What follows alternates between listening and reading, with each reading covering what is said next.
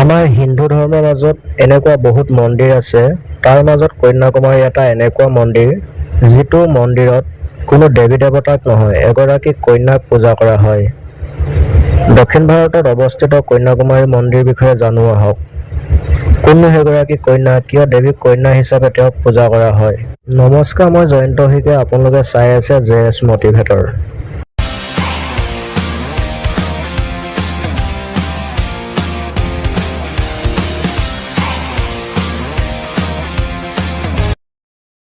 তিনিখন সাগৰৰ মাজত অৱস্থিত কন্যাকুমাৰী মন্দিৰ। জানিব পৰা মতে পাথৰে নিৰ্মিত প্ৰায় 3000 বছৰ পুৰণি এটা মন্দিৰ। মহাঋষি পৰশুৰামৰ আদেশত দেৱতাসকলৰ সহায় লৈ বিশ্বকৰ্মাদেৱে বনাইছিল।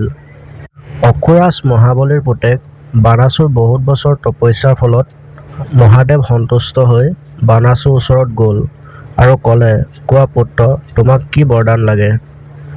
মোক অমৰ বৰদান দিয়ক। মহাদেৱে ক'লে, এইটো বৰদান দিলে প্ৰকৃতিৰ নিয়ম ভংগ হ'ব বানাসুৰ। তেতিয়া বানাসুৰে ক'লে, প্ৰভু, মোক এনেকুৱা এটা বৰদান দিয়ক, এজনী কুমাৰী কন্যাৰ বাহিৰে মোক কোনেও মাৰিব নোৱাৰে। মহাদেৱে বৰদান দি গুচি গ'ল আৰু বানাসুৰ বৰদান লৈ তাৰ আতংক চাৰিওফালে বাঢ়ি গ'ল। দেৱতাসকলো তাৰ ভয়ত পলাই ফুৰিব লগা হ'ল। উপায় নাপাই ভগৱান বিষ্ণুৰ ওচৰত সহায় বিচাৰি গ'ল। ভগৱান বিষ্ণুৱে সকলো দেৱতাক আদিশক্তি পূজা কৰিবলৈ আদেশ দিলে। সকলো দেৱতা ঋষিমুনিসকলৰ পূজাত সন্তুষ্ট হৈ আদিশক্তিয়ে সমস্ত সৃষ্টিখন বচাবলৈ পৃথিৱীত অৱতাৰ ল'বলৈ সাজু হ'ল আৰু এজন ৰজাৰ ঘৰত কন্যা হৈ জনম ল'লে। কিন্তু দেৱীৰ মহাদেৱ শিৱৰ অবিহনে মন বহা নাছিল। মহাদেৱৰ পতি হিচাপে পাবলৈ দিনে নিশাই তপস্যা কৰিবলৈ ল'লে। দেৱী তপস্যাৰ সন্তুষ্ট হৈ মহাদেৱে দেৱীক বিয়া কৰাবলৈ ৰাজি হ'ল। কৈলাশৰ পৰা কন্যাকুমাৰী পাৰ হৈ প্ৰায় 12 কিলোমিটাৰ গৈ সুচেতন গাঁৱত বিয়াৰ যোগাৰ কৰিলে আৰু তাকে দেখি চব দেৱতাগণ চিন্তাত পৰিল, কাৰণ কন্যাৰ জনমটো বানাসুৰ বধ কৰিবলৈহে হৈছিল। পুনৰ যদি বিবাহ হৈ যায় সকলো শেষ হ'ব। বানাসুৰ বধ কোনে কৰিব? দেৱতাসকলে দেৱীৰ বহুত বুজাবলৈ চেষ্টা কৰিছিল, কিন্তু দেৱীয়ে মানি লোৱা নাছিল। তেতিয়াই দেৱতাসকলে চাল খেলিলে, কাৰণ দেৱীয়ে কৈছিল, পুৱতি নিশা কুকুৰাৰ ডাক দিয়াৰ আগত বিয়াৰ সম্পূৰ্ণ হ'ব লাগিব। তেতিয়া নাৰদে কুকুৰাৰ ৰূপ ল'লে আৰু কুকুৰাৰ ডাক দিলে। মহাদেৱে কুকুৰাৰ ডাক শুনি ভাবিলে, কুকুৰাই ডাক দিলেই, এতিয়াতো মই গৈ বিয়াৰ মণ্ডপ নাপাওঁগৈ। সেই বুলি মহাদেৱ শিৱই কৈলাশলৈ উভতি গুচি গ'ল। ইফালে দৰা গৈ নোপোৱাৰ খঙত কন্যাই বিয়াৰ বাবে আয়োজন কৰা সকলো খাদ্য সাগৰৰ মাজত পেলাই দিলে।